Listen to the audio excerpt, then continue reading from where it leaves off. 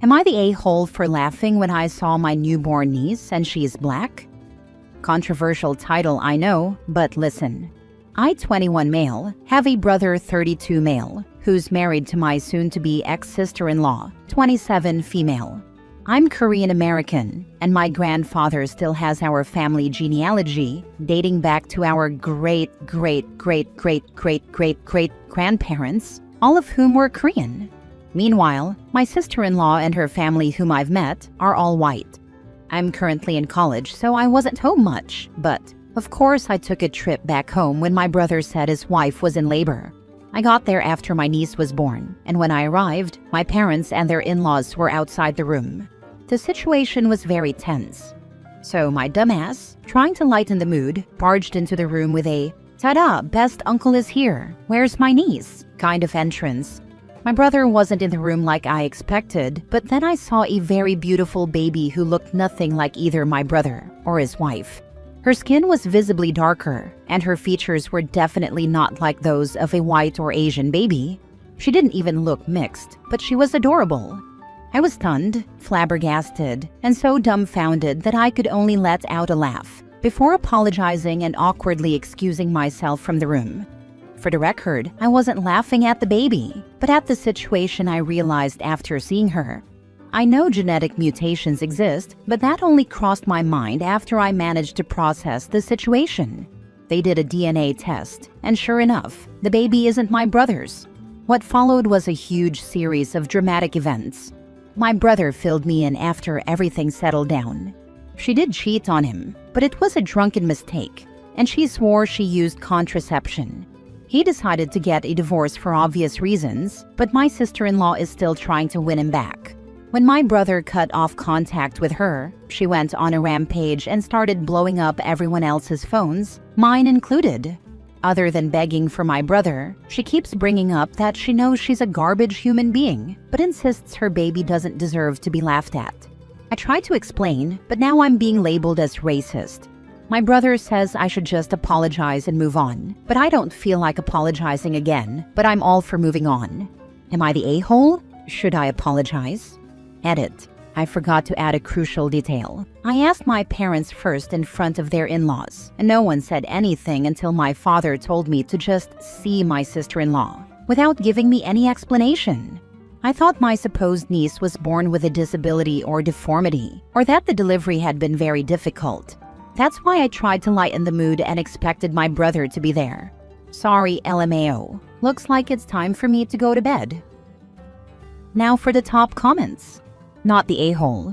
I wasn't laughing at your baby. I was laughing because in that moment I realized that, in your own words, you are a garbage human being. I am sorry if you thought I was laughing at the baby. I was actually laughing at you. Also, it's a pretty normal reaction to laugh in the face of awkwardness. I'm pretty sure scientists have studied it. Not the a-hole. She is grasping at straws. Lots of people laugh when they are nervous, and you can't always control when you laugh. You weren't laughing at the baby anyway. You were laughing at the knowledge that something big was about to go down. You can apologize if you want to, but there really isn't any reason to, unless you feel like it, because she isn't going to be your sister-in-law anymore, so you probably won't see much of her. 2. She got caught with her hand in a cookie jar, so to speak, which is actually tragically funny. Nervous laughter is honestly so embarrassing. I remember laughing when telling people that my grandfather died because I was so upset about it. But the vulnerability of telling people I was experiencing grief made me feel extremely uncomfortable. So instead of showing my grief in an appropriate way, I hysterically chuckled instead and looked like a huge a-hole who was laughing at an elderly person's death. Not the a-hole. You weren't laughing at the baby. You were laughing at the situation and the surprise. A simple statement that you think the baby is beautiful and that you are sorry for laughing when you first met would be fine. You were just surprised. Other than that, you hopefully won't ever need to see her again. I apologized immediately for laughing and explained that it was in no way directed at the baby before leaving the room. I also explained it again through text. I guess I should have added that I found her baby cute as well. My brother absolutely forbids me and everyone else in the family from meeting her, so I've got that part covered. Should I really apologize again? Not gonna lie, I also feel bitter because she cheated on my brother, which is why I feel reluctant to apologize once again when I've already done so. No, you already apologized in the moment. Time to block her since you won't be having a relationship with her in the future. Next story. Am I the a-hole for blowing up at my sick husband when he asked for help with our toddler? I plan on sending this post to my husband once the verdict is in, whichever way it goes, so I'll add as much of his perspective as I can. Our toddler was sick through the weekend. I was up with him one night from 12:15 to 2:45 and off and on the next night. I probably got 10 to 12 hours of broken sleep the entire weekend. Yesterday, my husband mentioned he was starting to feel a little sick. Last night, I went to bed early, hoping to catch up on rest. Throughout the night, my husband woke me up way more often than my toddler ever does, even on a bad night. Some of the times were not directly his fault, but other times, I felt like he was being inconsiderate. 1. He snored loudly in my ear.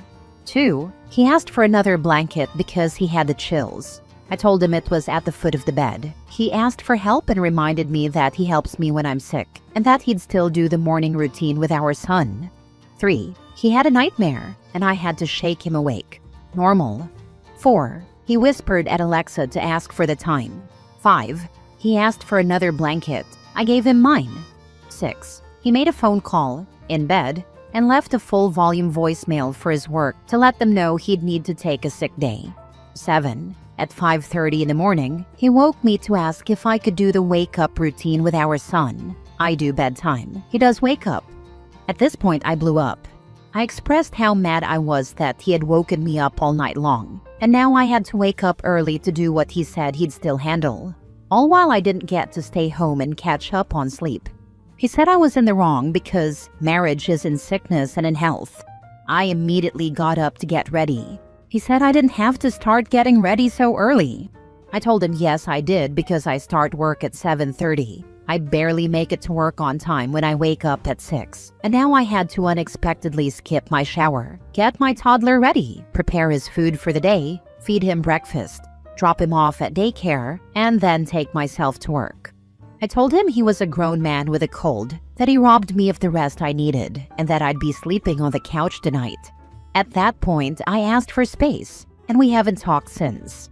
I was late for work, which is a big deal at my job. I might be the a-hole for blowing up at my husband when he asked for support during an unexpected illness. Am I the a-hole for being mad at my sick husband? Not the a-hole. It's one thing if you slept all night and he was up all night sick, then woke you up to ask you to handle the morning routine. It's another when he willfully kept you awake, waking you up for extra blankets, asking the time, and making a loud phone call is absolutely willful behavior. Your anger is valid. If this is a one-time thing, when he's better, circle back and have a discussion. If this is his typical man flu/cold behavior, he needs to stop it. Sleep deprivation is cruel. Not the a-hole 100%.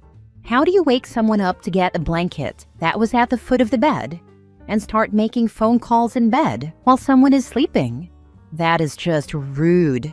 If he doesn't know where the blankets are in the home, why? Does he not live there? Asking Alexa what time it is, knowing his phone is right there, gets me more than the blankets, I think. It feels like he's mad that he's sick and is taking it out on her. I'm curious if that's their normal dynamic or what. Yeah, definitely, because Alexa doesn't whisper back. She tells the whole neighborhood. This guy doesn't know how lucky he is, because I would have kicked him to the couch about 3 days ago. His mother's couch. Not the a-hole. Being sick, working, and caring for a sick child is terrible. But your husband is an adult and needs to be somewhat self-sufficient and considerate. He can't help that he had a nightmare or snored, but waking you up for a blanket twice, asking for the time, and taking or making calls in the early hours from bed is incredibly self-centered. And he did not help during the weekend when toddler was sick. Next story. Am I the a-hole for choosing to buy concert tickets instead of using my money to host my son's first birthday?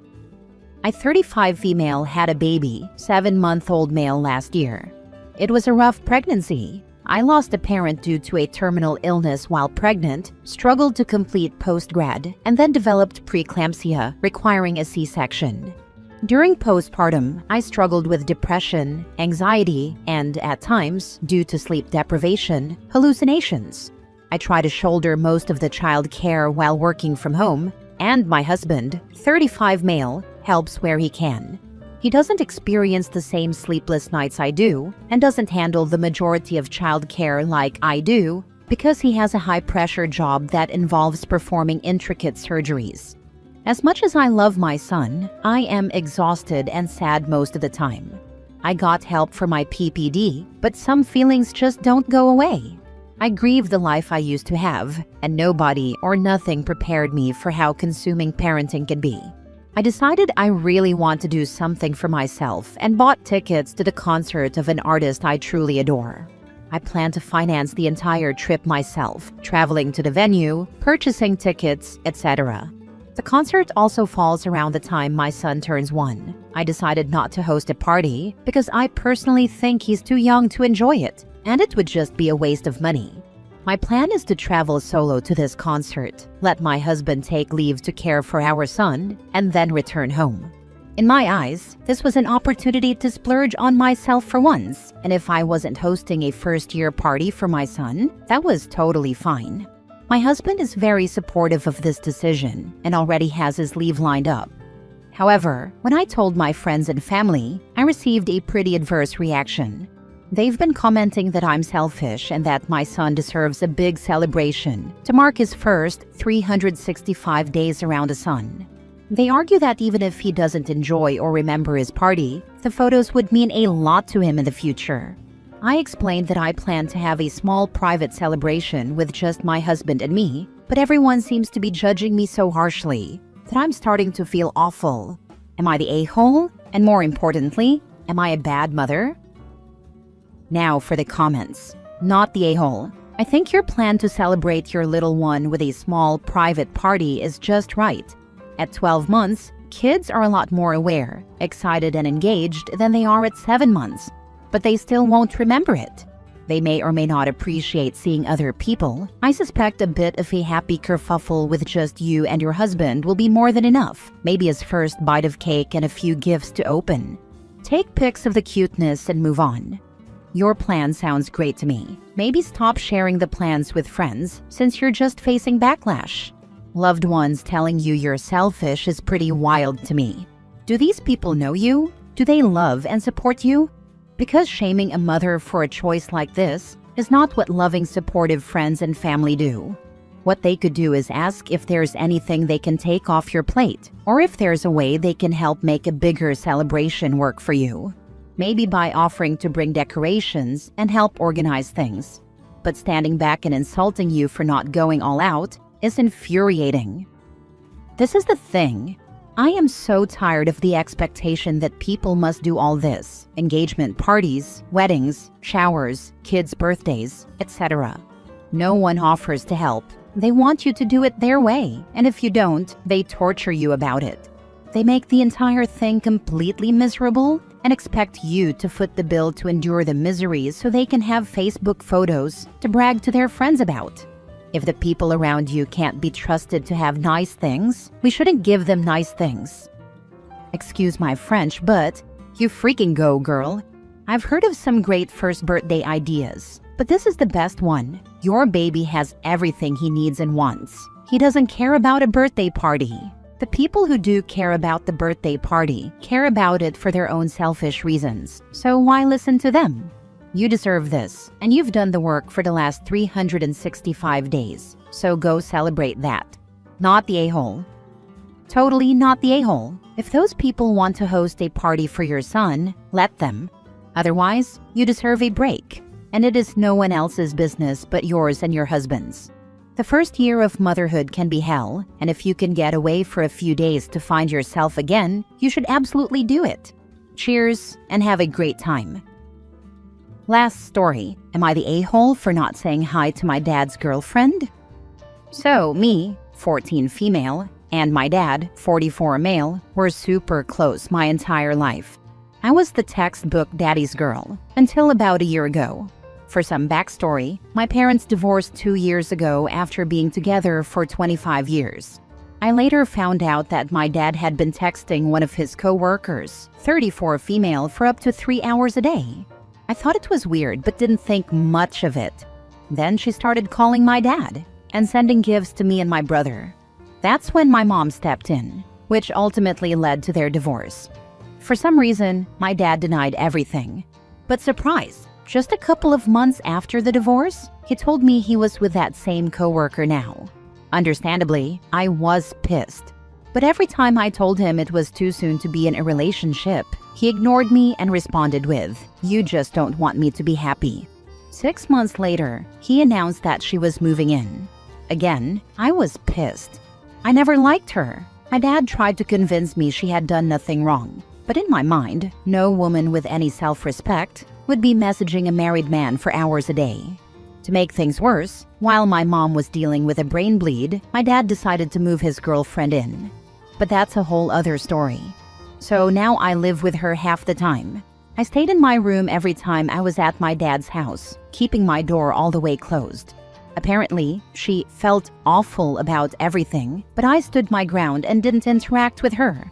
I do around 20 hours of dance a week, so I was able to avoid her most of the time, but weekends were the issue.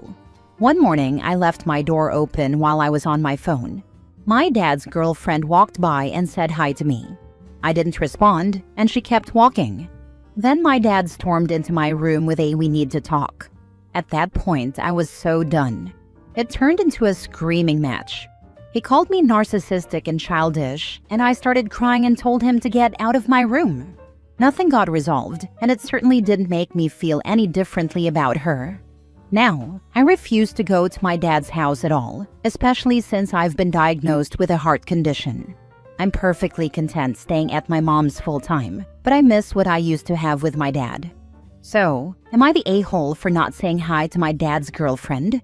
Not the a-hole. Your adult dad wants you to act like an adult. Dude, you were 14 and dealing with a lot of changes in a very short time. Your mom's health, the shift in family dynamics, and all of that on top of being an early teen with all those stressors. You're not the a-hole for thinking badly about someone who played a role in breaking up a 25-year marriage. But let's also remember, you were on the phone when the girlfriend said hi. You were busy. Someone who was actually acting like an adult wouldn't have a bruised ego just because someone in another conversation didn't say hi in passing.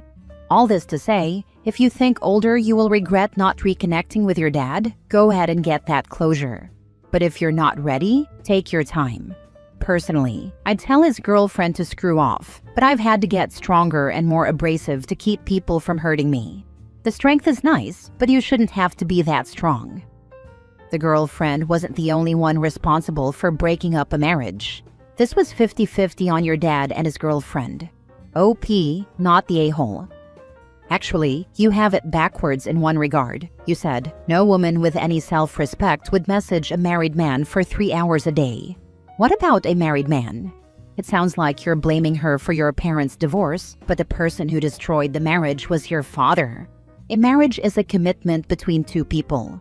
No one from the outside can break it up, unless one of those two lets them. Your father was the one who stepped outside of his marriage for this woman. And it could have been anyone. Now, I don't know where you're from, but in the US, you have the right to never say a single word to anyone for the rest of your life if you choose. So, you're free to do what you want. But you also have to deal with the consequences. The real question is, are those consequences worth it to you? I totally understand what you mean. I think I'm just still in denial over the whole thing. My family was so close for my whole life, I don't even know what happened.